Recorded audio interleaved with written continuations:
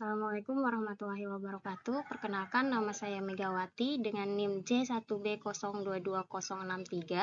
Di sini saya akan mempresentasikan tugas hidrologi teknik dan agroklimatologi mengenai unsur-unsur iklim dan cuaca, di mana terdapat beberapa unsur iklim yang akan saya bahas, yaitu adalah proses turunnya air dari atmosfer ke permukaan bumi dalam bentuk tetesan air.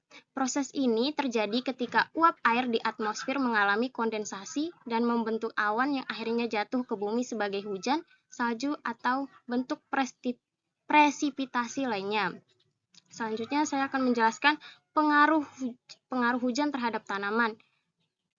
Pertama, pengaruh hujan terhadap padi. Hujan memiliki dampak penting pada pertumbuhan tanaman padi karena menyediakan air dan nutrisi yang dibutuhkan. Persentase hujan yang baik untuk tanaman padi biasanya berkisar antara 1000 hingga 1500 mm per tahun, tergantung milimeter per tahun, tergantung pada jenis varietas padi dan kondisi tanah di wilayah tersebut. Pola hujan yang merata selama musim pertumbuhan utama, seperti musim tanam dan bunga, sangat penting untuk pertumbuhan dan hasil panen yang optimal. Selanjutnya, saya akan menjelaskan pengaruh hujan terhadap tanaman bawang merah. Hujan memiliki pengaruh yang signifikan terhadap pertumbuhan tanaman bawang merah. Persentase hujan yang baik untuk tanaman bawang merah biasanya berkisar antara 800 hingga 1200 mm per tahun, tergantung pada jenis tanah dan iklim di lokasi tersebut.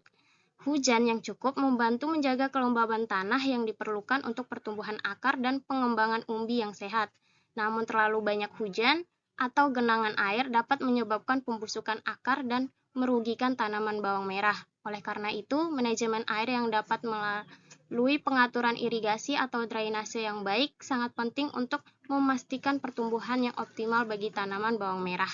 Selanjutnya, pengaruh hujan terhadap tanaman jagung. Hujan memiliki pengaruh yang sangat penting pada pertumbuhan tanaman jagung. Persentase hujan yang baik untuk tanaman jagung umumnya berkisar antara 600 hingga 1200 mm per musim tanam, tergantung pada jenis varietas jagung dan kondisi tanah di lokasi tersebut. Hujan yang cukup membantu menyediakan air yang diperlukan untuk pertumbuhan tanaman, proses fotosintesis, dan pembentukan tongkol jagung. Namun, kondisi genangan air atau kelebihan hujan yang berkepanjangan dapat merusak akar jagung dan mengganggu pertumbuhannya. Selanjutnya, yaitu pengaruh radiasi matahari terhadap tanaman selada romain. Radiasi matahari sangat penting bagi pertumbuhan tanaman selada romain karena merupakan sumber energi utama dalam fotosintesis. Presentasi radiasi matahari yang baik untuk tanaman ini biasanya mencakup sekitar 50-70% dari total sinar matahari yang diterima di lokasi tanaman. Cahaya matahari yang cukup membantu mengatur metabolisme tanaman, pertumbuhan daun, dan pembentukan zat-zat penting. Oleh karena itu, pengelolaan cahaya matahari menjadi faktor kunci dalam budidaya selada romain. Selanjutnya, pengaruh suhu udara atau temperatur terhadap tanaman padi. Suhu udara memiliki pengaruh yang signifikan terhadap pertumbuhan dan produktivitas tanaman padi. Persentase suhu udara yang baik untuk tanaman padi biasanya berkisar antara 20 derajat Celcius hingga 35 derajat Celcius selama fase pertumbuhan utama, terutama saat tanaman berada dalam fase vegetatif dan generatif. Suhu yang optimal dapat meningkatkan proses fotosintesis, penyerapan nutrisi, dan pembentukan butir padi yang sehat. Suhu yang terlalu rendah dapat menghambat pertumbuhan dan mengganggu proses fotosintesis, sedangkan suhu yang terlalu tinggi dapat menyebabkan stres panas dan kerusakan pada tanaman. Selanjutnya, pengaruh kecepatan angin terhadap tanaman stroberi. Kecepatan angin mempengaruhi pertumbuhan dan kesehatan tanaman stroberi secara langsung dan tidak langsung. Kecepatan angin yang berlebihan dapat menyebabkan beberapa masalah bagi tanaman stroberi, seperti kekeringan, kerusakan fisik pada tanaman dan buah, serta penyebaran penyakit dan mengurangi risiko penyakit yang disebabkan oleh kelembaban yang berlebih. Presentasi kecepatan angin yang baik untuk tanaman stroberi umumnya berada dalam kisaran 5-15 km per jam.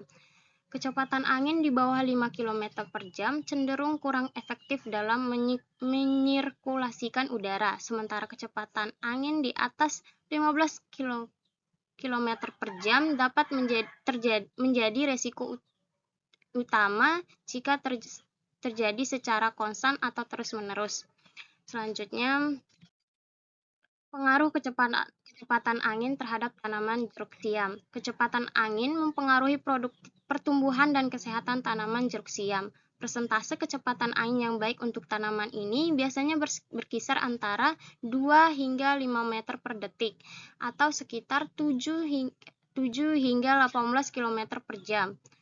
Angin dengan kecepatan dalam kisaran tersebut membantu mengeringkan daun yang basah, memfasilitasi pertukaran gas yang diperlukan untuk fotosintesis, dan mengendalikan suhu di sekitar tanaman.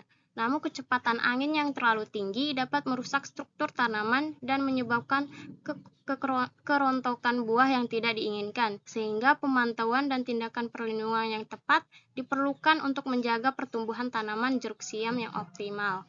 Selanjutnya, pengaruh kelembaban udara terhadap tanaman padi. Kelembaban udara mempengaruhi pertumbuhan dan produktivitas tanaman padi secara signifikan. Presentasi kelembaban udara yang baik untuk tanaman padi berkisar antara 60% hingga 80%.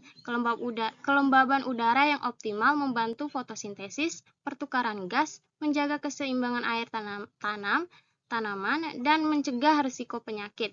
Pengelolaan kelembaban udara melalui sistem irigasi yang tepat, pengaturan lingkungan tumbuhan menjadi kunci dalam meningkatkan hasil panen dan kesehatan tanaman padi. Selanjutnya, pengaruh kelembaban udara terhadap tanaman pakcoy. Kelembaban udara memiliki pengaruh yang signifikan terhadap pertumbuhan dan kesehatan tanaman pakcoy. Tanaman ini membutuhkan kelembaban udara yang cukup dan untuk tumbuh dengan baik. Idealnya kelembaban udara yang baik untuk tanaman pakcoy adalah sekitar 60-70%.